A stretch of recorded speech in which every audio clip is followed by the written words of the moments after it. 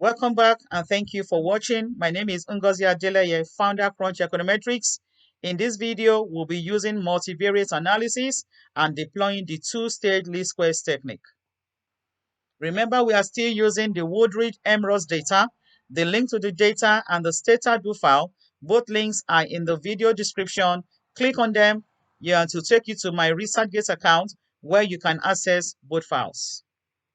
So let's go to Stata to get this done. Make sure you have your paper, your pen, and your biro, and write as much as you can. So here we have the Stata code where we are going to start with the first stage regression, which is a reduced form regression. Here you can see that we are regressing education on the instruments and the two exogenous variables in the model. And the second code here is for Stata to store the results.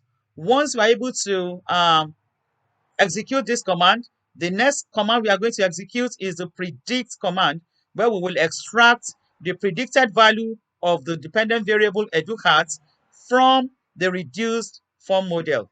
Then after that, we will proceed to the second stage regression, where we are now going to use the structural model. We are now going to regress the log of wage on educat and the two exogenous independent variables. Then we also store the result. So this altogether is the two-stage least squares. I'm highlighting all and executing. So if I show you this is the first stage regression, the reduced form model, where we can see further edu as the instrument to correct for the endogeneity of education. Look at the coefficient, positive 0.284, significant at the 1% level.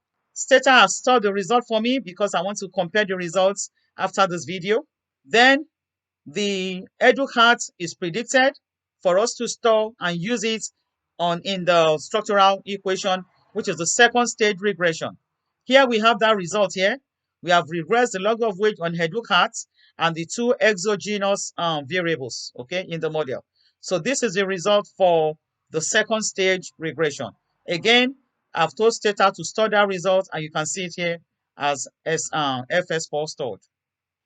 So to explain the result from the first stage reduced form equation, we can simply say that the further edu is a relevant instrument.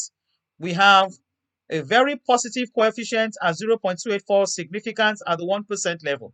So you can easily interpret it as another year of education is associated with a 0.28 increase in years of education of the female child, okay? Because it has a positive coefficient and very significant at the 1% level, indicating that further edu is a very relevant instrument. Again, from the reduced form equation, having said all that the instrument is relevant, if you look at the R squared from the regression, you can simply say that about 21.2% variation in education is explained by all the regressors in the model, okay, given the value of the R squared from the first stage regression. Now, from the second stage regression, what do we find? Remember, we have estimated a structural model with the log of wage regressed on educat and the two independent regressors. So this is the result, and we are really interested in the coefficient of educat, which is about 0.067. Okay, the p-value significant at the 10% level. Look at the t-statistics 1.84. So how do you interpret? You can simply say another year of education will result in about 6.6% increase in wages. From the results of the second stage structural model, we can see that the educat coefficient is weakly significant at the 10% level. We can also deduce that edu is now exogenous, having incorporated information from the instrument. Recall that the instrument we are using is further edu. And the second stage structural model satisfies the exogenous attributes of a good instrument.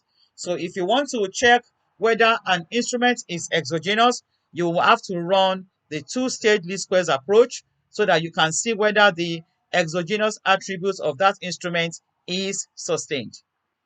So again, for further readings, these are the 5 textbooks I've been using all along. If you have other textbooks that you feel you are well acquainted with, you can also read for you to get deeper understanding about instrumental variables. I have articles where I deployed IV approaches. You can check them out on my ResearchGate profile. Thank you so much for staying with me. I have wrapped up the two-stage least squares technique using a multivariate model. Please don't go away. I'll be right back with the ivregress and ivregress technique for us to use to control for endogeneity.